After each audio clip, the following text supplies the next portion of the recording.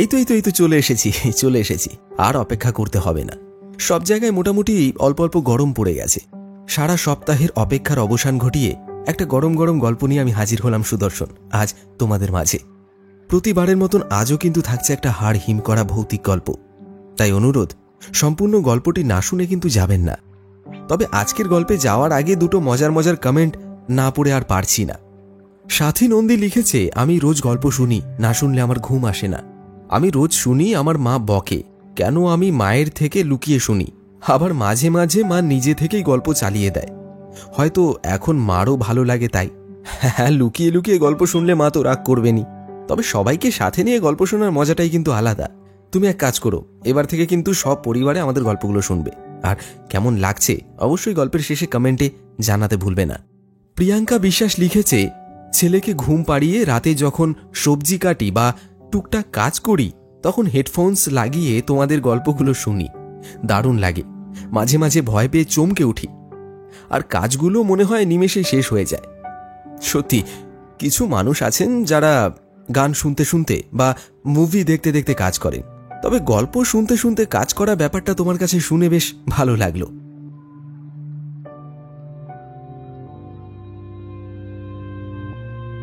শুরু হচ্ছে পার্থ সারথী পরামানিকের কলমে ভয়ের গল্প মাংস পোড়ার গন্ধ।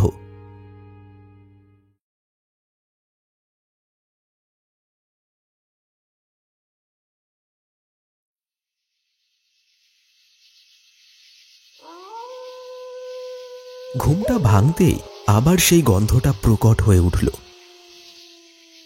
কারা যেন এক দৃষ্টে তাকিয়েছিল তার দিকে।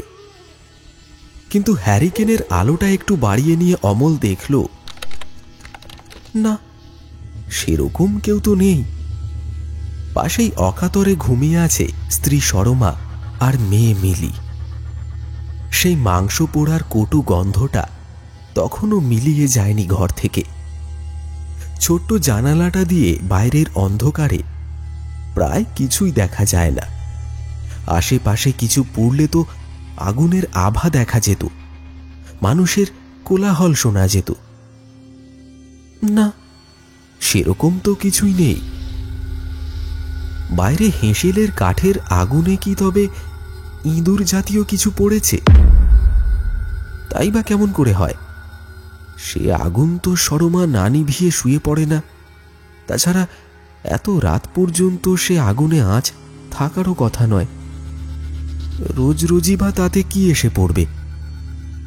এইসব ৭-৫ ভাবতে ভাবতে উঠে দাঁড়ালো অমল। হ্যারিকেনটা হাতে নিয়ে এপাশের জানালা দিয়ে একবার রান্নাঘরটা দেখতে গেল সে। জানালার কাছে দাঁড়াতেই সে দেখল, না, কাঠের আগুন তো কবে নিভে গেছে। এবার হ্যারিকেনটা জানালার কাছে তুলে উঠোনের দিকে তাকাতেই চমকে উঠল সে। হ্যারিকেন আর চাঁদের ম্লান আলোয় দেখা গেল দুটো কালো কালো ছায়ামূর্তি সেখানে দাঁড়িয়ে আছে। একটা বড় আর একটা বাচ্চা। ছেলে কি মেয়ে বোঝা যায় না। সারা শরীর নিকষ কালো অন্ধকারে ঢাকা। শুধু চোখ দুটো মরা মাছের মতো স্থির আর উজ্জ্বল। গন্ধটা ওদের কাছ থেকেই আসছে। অমলের শরীরে শীতল শিহরণ বইতে লাগল। শির দাঁড়া বেয়ে ওঠা নামা করতে লাগলো একটা হিমেল স্রোত। সে যে জোরে চিৎকার করবে এমনও শক্তি তার মধ্যে অবশিষ্ট নেই। ছায়ামূর্তিগুলো যেন হাওয়ায় ভাসতে ভাসতে ক্রমশ এগিয়ে আসতে লাগলো তার দিকে। সেই বিচ্ছিরি পচা গন্ধটা আরো প্রকট হতে লাগলো। অমলের ভেতরটা যেন গুলিয়ে আসতে লাগলো সেই গন্ধে।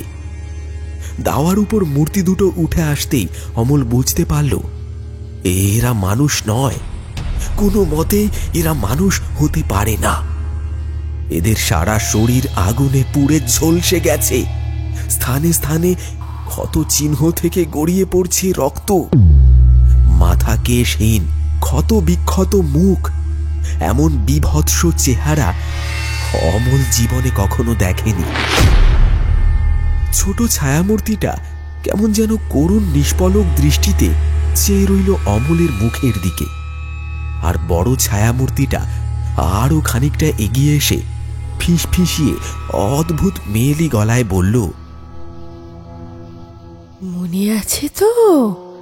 আর 7টা দিন, 7 দিন পর তোমার মেয়ের বয়স হবে 7 বছর।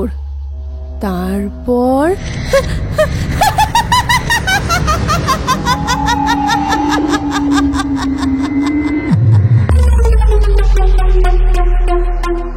কি সাংঘাতিক সেই হাসি! আর তারপরেই হঠাৎ সেই হাসি থামিয়ে ফুঁপিয়ে ফুঁপিয়ে কাঁদতে লাগলো তারা। আর পারল না অমল, ওখানেই একটা বিষম চিৎকার করে লুটিয়ে পড়ল।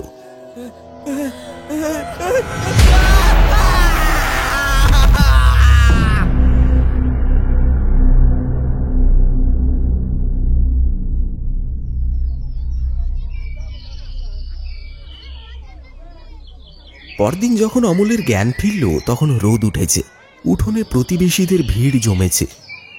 রামকিঙ্কর কবিরাজ মশাই আরেক ডোজ তার তেতো আড়ক অমলের মুখে ঢেলে দিয়ে বললেন, আর ভয়ের কিছু নেই।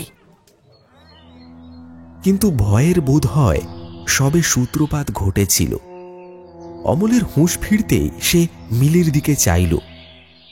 পুতুলের মতো মিষ্টি ছোট্ট মেয়েটা মায়ের আঁচলের আড়াল থেকে সজল চোখে তার বাবার ফ্যাকাশে মুখের দিকে চেয়েছিল। অমল খাট থেকে উঠে মিলিকে জড়িয়ে ধরে হাউ হাউ করে কাঁদতে লাগল।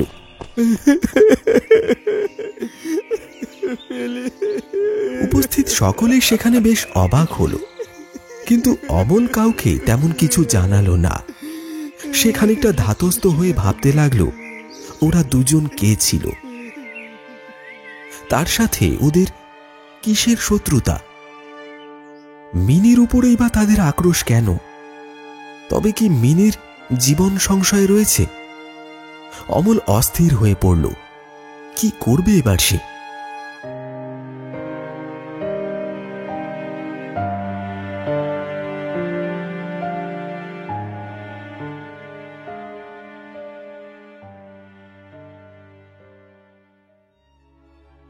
অমল মঙ্গলপুর গ্রামের একেবারে সাধারণ কৃষক ঘরের ছেলে। গ্রামের দক্ষিণ প্রান্তে তাদের ছোট্ট কাঁচা বাড়ি। পরিবার বলতে ওই স্ত্রী আর কন্যা। মা বাবা গত হয়েছেন বহুদিন আগে। বেশ সুখে শান্তিতেই এতদিন চলছিল। হঠাৎ 3 দিন আগে থেকে একটা অদ্ভুত ঘটনা ঘটছে তার সাথে। রাত হলেই কেমন যেন একটা মাংস পোড়ার গন্ধ নাকে আসতে থাকে তার। কখনো কখনো মনে হয় কেউ বা কারা যেন এক দৃষ্টে তাকিয়ে রয়েছে তার দিকে। এসব যে তার ভ্রম নয়, তার প্রমাণ পাওয়া গেল গতকাল রাত্রে। কিন্তু ওরা কারা? এভাবে আরো কয়েকটা দিন গেল। অমল বুঝল এসব মিথ্যে নয়, ভয়ঙ্কর কিছু একটা ঘটতে চলেছে তার জীবনে। এবার একটা কিছু করার দরকার। সেদিন সকাল সকাল অমল বেরিয়ে পড়ল নিশ্চিন্তপুরের শ্মশানের উদ্দেশ্যে।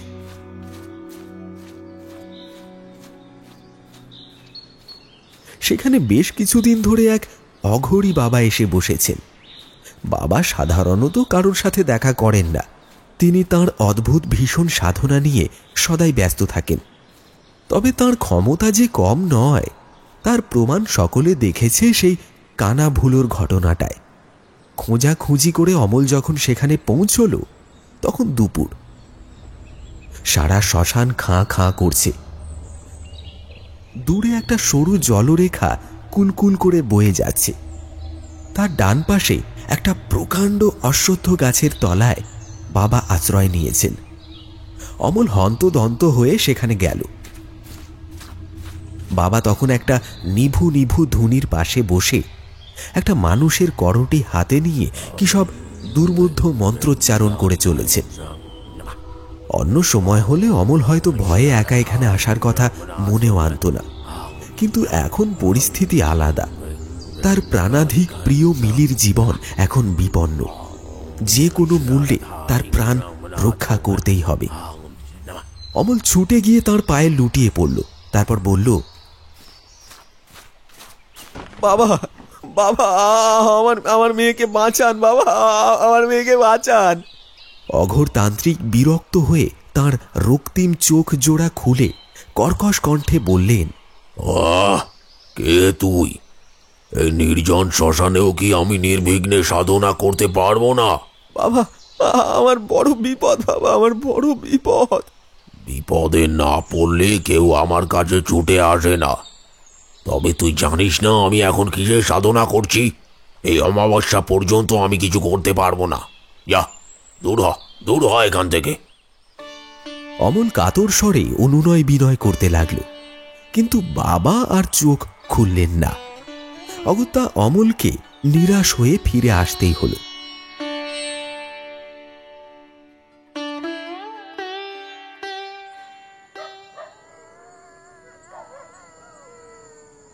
রাতে উৎকণ্ঠার সাথে শুতে গেল অমল। এই কয়দিন থেকে ওই পোড়া মাংসের গন্ধ তাকে পাগল করে তুলেছে। কারা রাতের বেলায় আসে? তার মেয়ের সাথে তাদের কিসের শত্রুতা?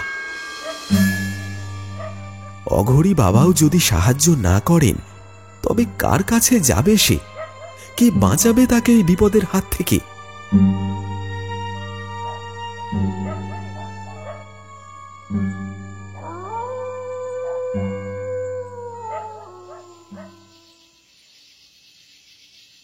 রাত তখন বেশ গভীর। সেই গন্ধটা আবার প্রকট হয়ে উঠেছে।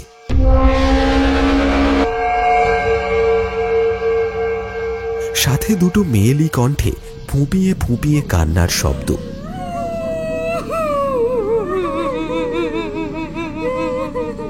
অমল বুঝতে পারল তারা এসেছে। এ তার মিথ্যে স্বপ্ন নয়।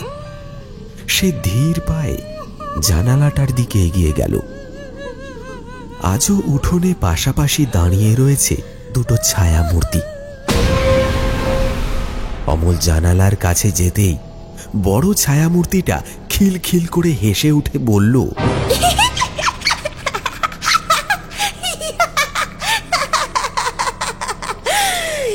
কেউ বাঁচাতে পারবে না। আর আর 3 দিন। না, আজ আর অমলের ভয় করছিল না। সে কাতর কণ্ঠে বলল, কে তোমরা? আমি কি ক্ষতি করেছি তোমাদের? হঠাৎ কাঁধে একটা নরম স্পর্শ অনুভব করল অমল। ঘাড় ঘুরিয়ে দেখল সরমা। কি হয়েছে তোমার, বলো দেখি? কদিন থেকেই তোমায় কিরকম যেন লাগছে। সেদিন অমন চিৎকার করে অজ্ঞান হয়ে গেলে, আজ আবার কার সাথে কথা কইছো? ওই দেখো বলে অমল উঠোনের দিকে আঙুল বাড়িয়ে দেখাতে গিয়ে দেখল সেখানে কিছু নেই। কেবল একটা দলা পাকানো পোড়া মাংসের পিটকেল গন্ধ ঘুরে বেড়াচ্ছে সারা ঘরময়।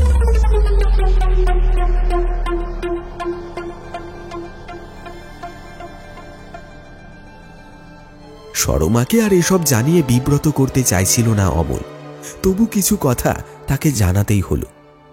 পরদিন অমল মিলিকে সাথে নিয়ে আবার গিয়ে হাজির হলো অঘোরী তান্ত্রিকের ডেরায়। মিলিকে দেখে তিনি কিছুটা যেন নরম হলেন। বললেন, দিল্লিতে সব মাটি করে আমার এতদিনের সাধনা বুঝি বিফলে গেল। এরকম তিথি সচরাচর মেলে না।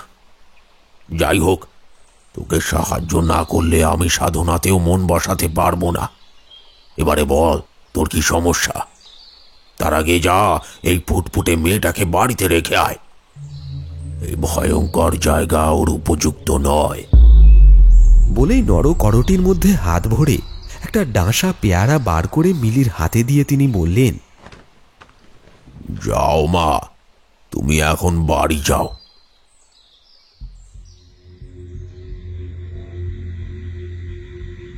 সন্ধ্যের দিকে অমল আবার সেখানে এলো। একটা ধনির পাশে বসে অমল বাবাজিকে সব কথা খুলে বলল। শুনে অঘোরী তান্ত্রিকের মুখ গম্ভীর হয়ে উঠল।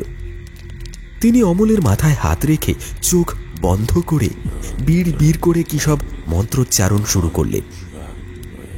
তারপর প্রায় আধ ঘন্টা পর চোখ খুলে ক্রোধে অগ্নিশর্মা হয়ে বললেন,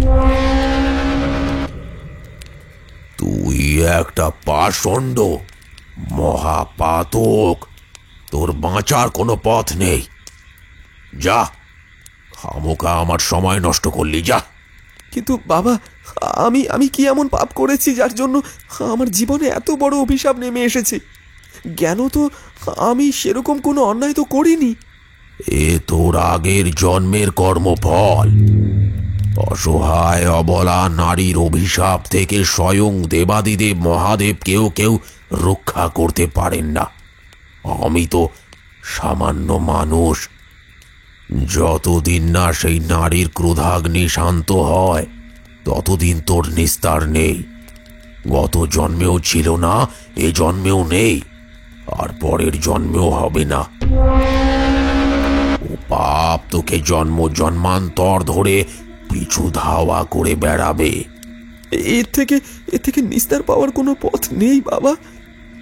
এই অভিশাপ থেকে মুক্তি দিতে পারে একমাত্র সেই, আর কেউ নয়। গত জন্মে আমি কে ছিলাম? কি এমন পাপ করেছিলাম যে এত বড় অভিশাপের খাঁড়া ঝুলছে আমার মাথার উপর? গত জন্মে তুই ছিলি এই গ্রামের জমিদার রমাকান্ত মজুমদারের ছোট ছেলে বিজয়, আর তোর দাদা ছিল অজয়। অজয় যতটা ভালো মনের মানুষ ছিল, বিজয় ছিল ঠিক ততটাই বিপদগামী। হেন কোনো কাজ নেই যা সে করেনি। জমিদার রমাকান্ত মজুমদার বুঝেছিলেন এই ছেলের হাতে জমিদারি গেলে জমিদারি তো লাডে উঠবেই, এলাকার মানুষও কোনোদিন সুখে শান্তিতে থাকতে পারবে না। তাই বয়সকালে তিনি তাঁর জমিদারির সমস্ত ভার বড় ছেলে অজয়ের হাতেই অর্পণ করলেন। অবশ্য বিজয়কে একেবারে ত্যায্য করলেন না। তার খরচ খরচা চালানোর জন্য একটা মেসোহারার বন্দোবস্ত করে দিলেন। কিন্তু বিজয় এতে সন্তুষ্ট হওয়ার নয়।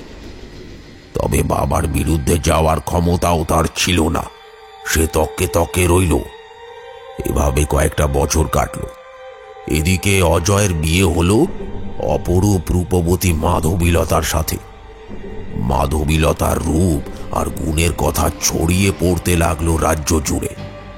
বিজয় মাধবীলতাকে দেখার পর থেকেই তার মাথায় আগুন জ্বলে উঠেছিল। তাকে পাওয়ার জন্য পাগল হয়ে উঠল সে। দাদা এভাবে সব বিষয় তাকে টেক্কা দিয়ে যাবে, এটা তার কিছুতেই সহ্য হচ্ছিল না। কিন্তু কিছু করারও ছিল না। যতদিন বাবা আছেন ততদিন কোনো কর্মচারী তার সাথ দেবে না। অতএব অপেক্ষা। সে মাকড়সার মতো একটু একটু করে জাল বুনতে লাগলো। সবাইকে দেখাতে লাগলো সে এখন ভালো হয়ে গেছে। হঠাৎ সুযোগ এলো। জমিদার রমাকান্ত মজুমদার বয়সজনিত নানান সমস্যার সম্মুখীন হয়ে শয্যাশায়ী হলেন। এবার কবিরাজ মশাইকে মোটা টাকায় বশ করে ফেলল বিজয়। তারপর আর কি, কয়েক মাসের মধ্যেই বুড়ো রমাকান্ত মজুমদার মারা গেলেন। এবার অজয়ের পালা। বিজয় অত্যন্ত সাবধানে তার ঘুঁটি সাজাতে লাগলো। ততদিনে অজয় আর মাধবীলতার একটা পরীর মতো ফুটফুটে মেয়ে হয়েছে, রানী। অজয় সুখী পরিবার নিয়ে নিশ্চিন্তে দিন কাটাচ্ছিল। হঠাৎ একদিন নদীর পাড়ের একটা জমি নিয়ে শুরু হলো বিবাদ। বিজয় একদিকে প্রজাদের মধ্যে তার নিজের কিছু পোষা গুন্ডা ঢুকিয়ে উস্কাতে লাগলো, আর অন্যদিকে দাদাকে ভুল বোঝাতে লাগলো। বিবাদ যখন চরমে উঠল তখন বিজয় একদিন দাদাকে নিয়ে প্রজাদের কাছে গেল। অজয় সেখানে যেতেই ধুমধুমার কাণ্ড বেঁধে গেল। যাদের মধ্যে লুকিয়ে থাকা বিজয়ের গুন্ডারা লাঠি সোটা নিয়ে ঝাঁপিয়ে পড়ে অজয়ের উপর। অজয় মারাত্মকভাবে জখম হয়ে শয্যাশায়ী হয়। এরপর একদিন সুযোগ বুঝে রাতের বেলায় শয্যাশায়ী অজয়কে শ্বাসরোধ করে খুন করে বিজয়।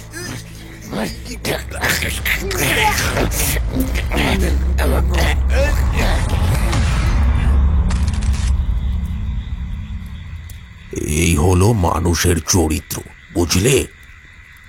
এই জন্যই আমি সংসার ত্যাগ করে সন্ন্যাসবাসী হয়েছি। ঘেন্না ধরে গেছে আমার সংসারী মানুষের প্রতি। এরা নিজের কামনা বাসনা চরিতার্থ করার জন্য জঘন্য থেকে জঘন্যতম পাপ করবে, আর তারপর ভগবানের কাছে হাত জোর করে বলবে, ঠাকুর আমাকে বাঁচান, আমি কেন এত কষ্ট পাচ্ছি। একটা কথা মনে রাখবি, পাপ কাউকে ছাড়ে না। কৃতকর্মের ফল সকলকে ভোগ করতে হয়। যতদিন না সেই কর্মফল ভোগ সম্পূর্ণ হয় ততদিন কারোর নিস্তার নেই, কারোর না। কিন্তু কিন্তু এরপর কি হলো? যে দুই মূর্তিকে আমি রাতে দেখেছিলাম তারা তবে কারা? এরপরের ঘটনা বলতে আমার নিজেরই সংকোচ হচ্ছে। বলার মতো ভাষা খুঁজে পাচ্ছি না আমি। না বাবা, আমাকে বলুন, আমি সব শুনতে চাই। বেশ, তবে শোন। বিজয়ের আসল উদ্দেশ্য কেবল সম্পত্তি হাতানো ছিল না, তার আসল উদ্দেশ্য ছিল মাধবীলতাকে ভোগ করা। কিন্তু সে ভালো করেই জানতো সতীসাধ্যী মাধবীলতা কিছুতেই দাদার বর্তমানে তার হাতে আসবে না। এবার সে ভালো মানুষ সেজে বৌদির কাছে গিয়ে নানান রকম বুঝিয়ে জমিদারির দোহাই দিয়ে রানীকে সহ তাকে বিয়ে করার প্রস্তাব দেয়।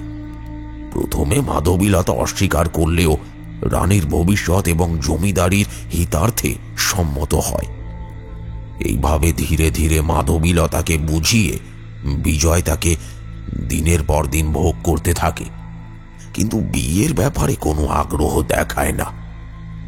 মাধবীলতা বিজয়ের অভিসন্ধি বুঝতে পারে, কিন্তু ততদিনে অনেক দেরি হয়ে গেছে। তার গর্ভে আশ্রয় নিয়েছে আর একটি প্রাণ। এবার লোক লজ্জার ভয়ে মাধবীলতা বিজয়কে চাপ দিতে থাকে। মাধবীলতাকে বিয়ে করার ইচ্ছে বিজয়ের কোনোদিনই ছিল না। তখন তো আরোই ছিল না। তখন তার সারা মন প্রাণ জুড়ে বিরাজ করছে কেবল লখনৌয়ের বাইজি হীরাবাই। মাধবীলতার হাত থেকে মুক্তি পাওয়ার জন্য সে আবার একটা নতুন ফোন দিয়ে আটল। 3 দিন পর ছিল রানীর 7ম জন্মদিন। ঠিক হলো ওই দিনই বিজয় মাধবীলতাকে বিয়ের কথা সর্বসমক্ষে ঘোষণা করবে। নদীর পাড়ে ছিল তাদের একটা পুরনো বাগান বাড়ি। বিজয় ঠিক করে ওখানেই সমস্ত অনুষ্ঠান হবে। সহজ সরল মাধবীলতা আবার ধূর্ত বিজয়ের প্রতারণার শিকার হয়। সেখানে গিয়ে তারা বুঝতে পারে ওটা একটা ফাঁদ। কিন্তু তখন আর কিছু করার ছিল না। বিজয় মাধবীলতা আর রানীকে একটা ঘরে ভরে শিকল তুলে দেয়। তারপর সমস্ত বাগান বাড়িতে আগুন ধরিয়ে দেয়। এরপর বিজয় রটিয়ে দেয় তার বৌদি মাধবীলতা জমিদার বাড়ির অনেক টাকা পয়সা সোনা দানা নিয়ে বাগান বাড়িতে আগুন ধরিয়ে দিয়ে তার একমাত্র প্রেমিকের সাথে পালিয়ে গেছে।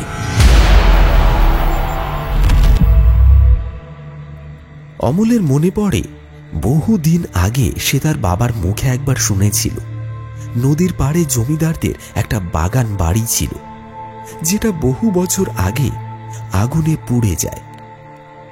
অমল বলল, কিন্তু এখানে মিলির তো কোনো দোষ নেই। চরম প্রতারণার শিকার হয়ে তিল তিল করে কষ্ট পেয়ে পুড়ে মরেছে ওরা এখন প্রেতলোকের বাসিন্দা। ওদের কাছে পাপ পুণ্য ঠিক বেঠিক এসবের কোনো মূল্য নেই। ওরা শুধু প্রতিশোধের আগুনে জ্বলছে। যতদিন না সে আগুন নিভছে ততদিন ওদের মুক্তি নেই, আর তোদেরও নিস্তার নেই। তবে আমার মনে হয় ওদের লক্ষ্য তোর মেয়ে বা তোর স্ত্রী নয়, ওদের লক্ষ্য তুই। তোকে তিল তিল করে কষ্ট দেওয়াই ওদের উদ্দেশ্য, ঠিক যেমন কষ্ট ওরা পেয়েছিল। ওদের ওদের রোষ থেকে বাঁচার কি কোনো পথ নেই বাবা? আছে, কিন্তু সে পথ বড় কঠিন। নারী হলো সমস্ত শক্তির উৎস, তাকে আটকায় সাধ্য কার? তবে উপায় কি কিছুই নেই? আমি একটা পথ বলে দিতে পারি, তবে সেই পথে তোকেই চলতে হবে। এ ব্যাপারে আমি নিরুপায়। যদি মা আদ্যার শক্তি তোর সহায় হন তবেই রক্ষা পাবি, নচেত নয়। শোন, আমি আজ সারা রাত ধরে দুটো লোহার গজাল অভিমন্ত্রিত করে দেব।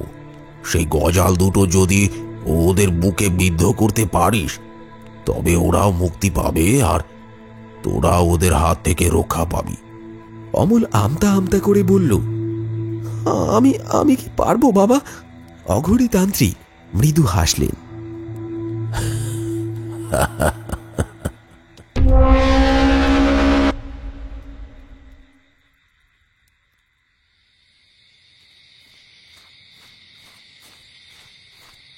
অমল যখন বাড়ি ফিরছিল তখন বেশ অন্ধকার নেমেছে। গ্রামে ঢোকার মুখে ছাতিম গাছটা পেরোতেই তার গাটা কেমন যেন ছমছম করে উঠল। সেই পোড়া মাংসের কটু গন্ধটা আবার তার নাকে আসতে লাগলো। অমল ঘাড় ঘুরিয়ে দেখল সেই ছায়ামূর্তি দুটো তার পিছু নিয়েছে। অমল ঊর্ধ্বশ্বাসে দৌড় লাগালো। অমনি ছায়ামূর্তি দুটো খিলখিল করে হেসে উঠে বলল,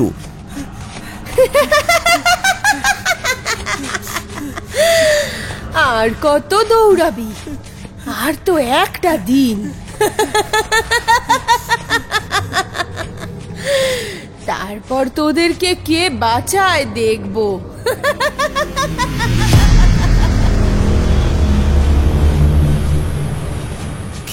কে তোমরা? কে তোমরা? কেন আমার পিছু নিয়েছো? চিনতে পারছো না আমাদের? আমরা কিন্তু ঠিক চিনেছি তোমায়। তুমি সেই বিশ্বাসঘাতক খুনি বিজয়, আর আমি মাধবীলতা, আর আর এ আমার মেয়ে রানী। মনে পড়ে? না না, আমি আমি আমি বিজয় নই, আমি অমল। আমি কারোর কোনো ক্ষতি করিনি। আমাদের ছেড়ে দাও, ছেড়ে দাও, আমাদের ছেড়ে দাও। আমরাও কোনো অন্যায় করিনি। এই আমার মেয়ে রানী, ফুলের মতো মিষ্টি। সে কি ক্ষতি করেছিল তোমার? চোখের সামনে ওই ফুলের মতো মেয়েটাকে জ্যান্ত পুড়তে দেখেছি আমি। পৃথিবীর কোনো শক্তি নেই যে তোকে আমার হাত থেকে বাঁচায়। আমরা আবার আসব, ঠিক সময়ে আমরা আসব। অমল আর পারছিল না, তার শ্বাস রোধ হয়ে আসছিল। তবুও সে থামল না। সামনে রবিদার চায়ের দোকানে তখনও টিমটিম করে হ্যারিকেন জ্বলছে। সে সেই দিকেই ছুটতে লাগলো। দূর থেকে তখনও সেই শাসানি আর অমানসিক হাসির শব্দ তীরের ফলার মতন ছুটে আসছে। আমরা আসব, ঠিক সময় আমরা আবার আসব।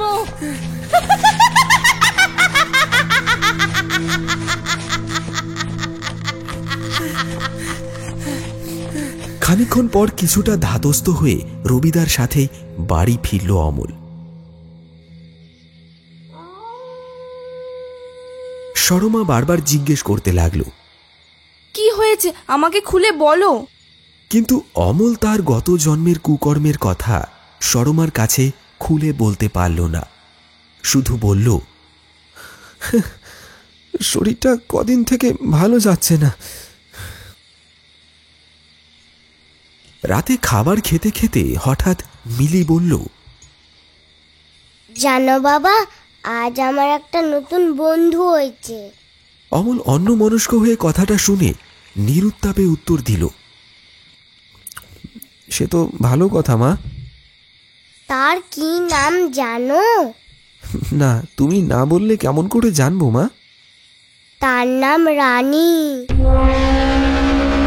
আর ওর মায়ের নাম মাধবীলতা। ওরা ওই দিকে নদীর পাড়ে থাকে, কিন্তু ওরা তো বলল তুমি ওদের চেনো। শুনে অমলের শরীরের সমস্ত রক্ত যেন জল হয়ে গেল। হাতের গ্লাসটা নামিয়ে রেখে অমল মিলিকে বুকের মধ্যে চেপে ধরে বলতে লাগলো, আর আর কোনোদিনও তুই বাইরে খেলতে যাবি না। ওরা ওরা ভালো নয়, ওরা ভালো নয়, ওরা রাক্ষসী, ওরা ডাইনি, ওরা ওরা। বলতে বলতে অমলের কণ্ঠ রুদ্ধ হয়ে এলো। সরমা অমলের কাঁধে হাত রেখে বলল, ওগো, তোমার কি হয়েছে আমাকে খুলে বলো। অমল মুহূর্তেই তার লক্ষ্য স্থির করে ফেলল।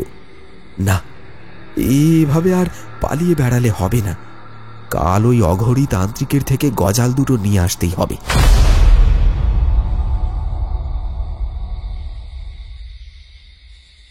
সেই রাতে অমল স্বপ্ন দেখল, হুবহু তার মতনই দেখতে একটা লোক ঝকঝকে পোশাক পরে এক মস্ত রাজপ্রাসাদে ঘুরে বেড়াচ্ছে। তার হাতে একটা চাবুক। দাস দাসী সকলে তার ভয়ে যেন তটস্থ। খানিক পরে রাতের অন্ধকারে সে একটা কালো ঘোড়ায় চড়ে নদীর চড়ার পাশে আরেকটা বাড়িতে এলো। সেখানে একটা ছোট্ট ঘরে বন্দি হয়ে আছে একটা বাচ্চা মেয়ে আর তার মা। লোকটা শাসিয়ে তাদের যেন কিছু বলল।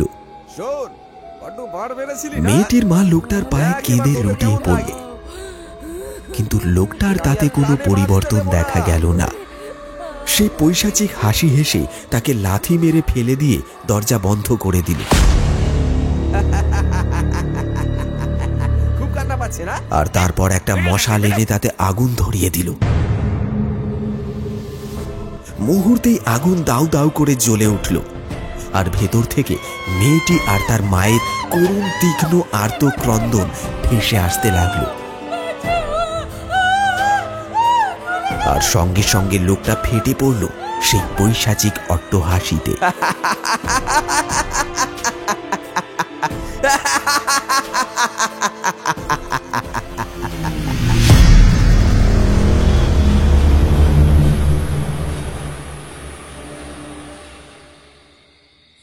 অমলের ঘুমটা ভেঙে গেল।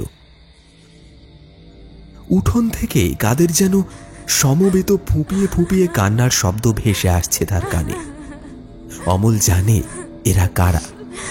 সে আবার বালিশে মুখ গুঁজে শুয়ে পড়ল।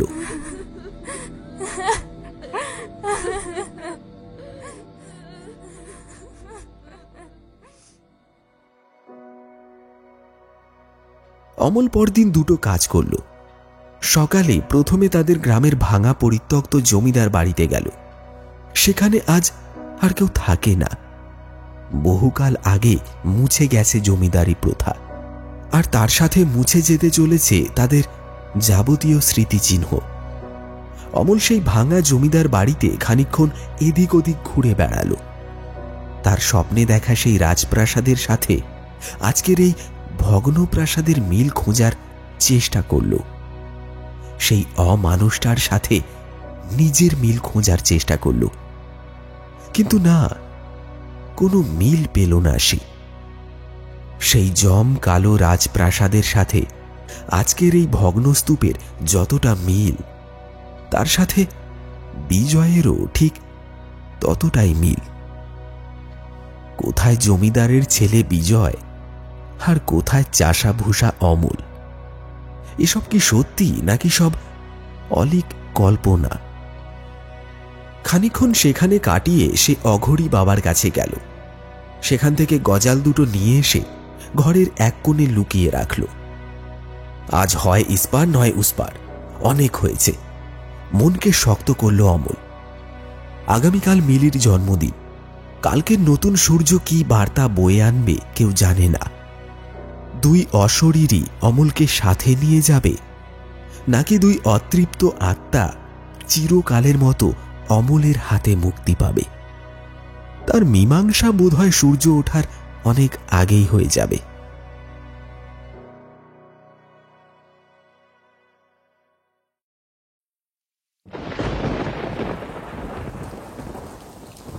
সন্ধে থেকেই কোত্থেকে যেন এক রাশ মেঘ এসে জমা হয়েছে মঙ্গলপুরের উপরে।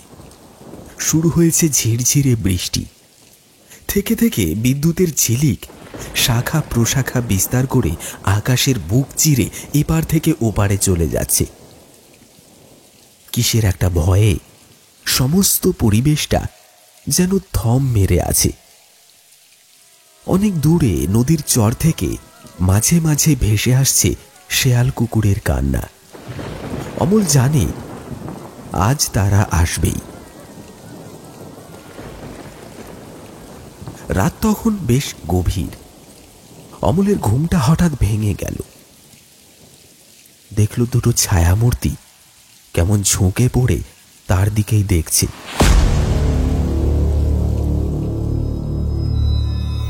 তাদের চোখ দুটো আগুনের গোলার মতো জ্বলছে, আর সেই পোড়া মাংসের গন্ধটা আরো তীব্রতর হয়েছে। সেই ভয়ানক গন্ধে তার পেট গুলিয়ে আসতে লাগলো।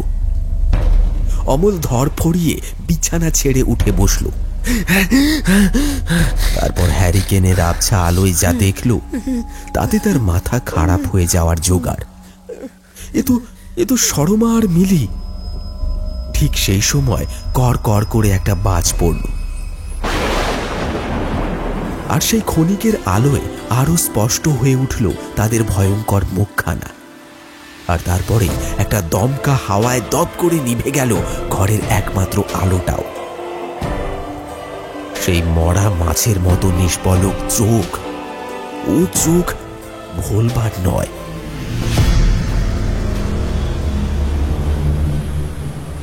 তবু বোকার মতো অমল প্রশ্ন করল, কে তোমরা? উত্তরে সেই পরিচিত খ্যানখ্যানে কণ্ঠস্বর বলে উঠল, আজ সেই দিন, আমরা তোকে নিতে এসেছি। বলতেই দুজনের দুটো হাত চেপে বসলো অমলের গলায়, আর তারপর দুজনে ভয়ানক পৈশাচিক অট্ট হাসিতে ফেটে পড়ল। অমল বুঝতে পারল এরা তার স্ত্রী সরমা বা মেয়ে মিলি নয়, এরা সেই অতৃপ্ত আত্মারা। ধীরে ধীরে কোমল হাত দুটো কঠোর হয়ে বসলো তার গলায়। তার শ্বাস রোধ হয়ে আসতে লাগলো। অমল আপ্রাণ চেষ্টা করতে লাগলো সেই হাত দুটো ছাড়ানো, কিন্তু কি সাংঘাতিক শক্তি ওই হাতে! অমল কিছুতেই পেরে উঠছিল না। অমল বুঝতে পারল মৃত্যু নিশ্চিত। সে সমস্ত শক্তি এক করে দুজনকে একটা ঝটকা দিয়ে কোনো রকমে নিজেকে মুক্ত করল। তারপর একটা বড় শ্বাস নিয়ে আবার প্রশ্ন করল, কে তোমরা? কি চাও তোমরা? আমরা আমাদের ওপর হওয়া অন্যায়ের প্রতিকার চাইতে এসেছি। তুই যেরকম আমাদের তিল তিল করে শেষ করেছিস, আজ আমরাও তোকে সেইভাবেই তিল তিল করে শেষ করব। তোকে এমন শাস্তি দেব যে যুগ যুগ ধরে মনে রাখবে লোকে। অমল শেষবারের মতন তাদের কাছে একবার ক্ষমা চেয়ে বলল, আমি নির্দোষ, আমি কিচ্ছু করিনি। প্রত্যুত্তরে ভয়ানক পৈশাচিক অট্ট হাসিতে ফেটে পড়ল ছায়ামূর্তি দুটো।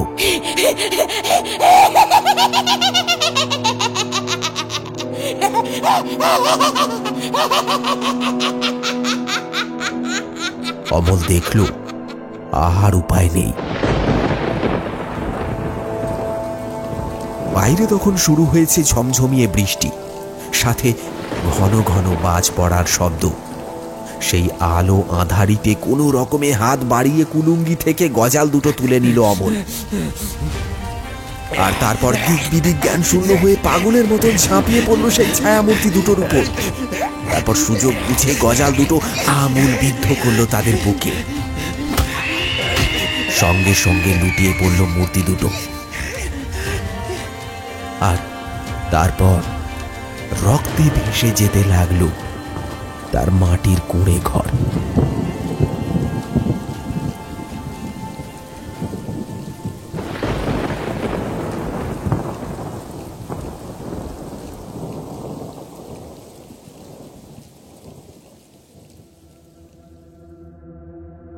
এরপর বহু বছর পার হয়ে গেছে।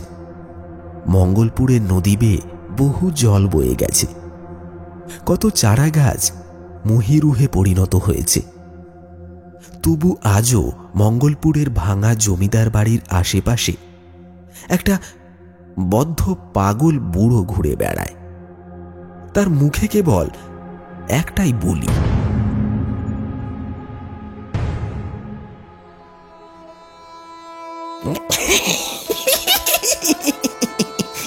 লোভে পাপ, লোভে পাপ, আর পাপে পাপে মৃত্যু। লোভে পাপ, পাপে মৃত্যু, লোভে পাপ, পাপে মৃত্যু।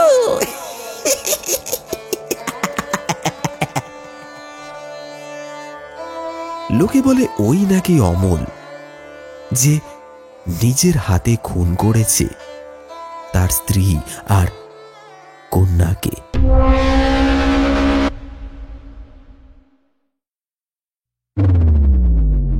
শুনলেন মাংস পোড়ার গন্ধ। আমাদের পরিবেশনার এই গল্পটি আপনার কেমন লাগলো অবশ্যই কমেন্ট সেকশনে কমেন্ট করে জানাতে ভুলবেন না। আর হ্যাঁ, don't forget to subscribe all day suspense. আসছি আবার একটি নতুন রোমহর্ষক কাহিনীর সাথে আগামী এপিসোডে। ততক্ষণের জন্য সঙ্গে থাকুন।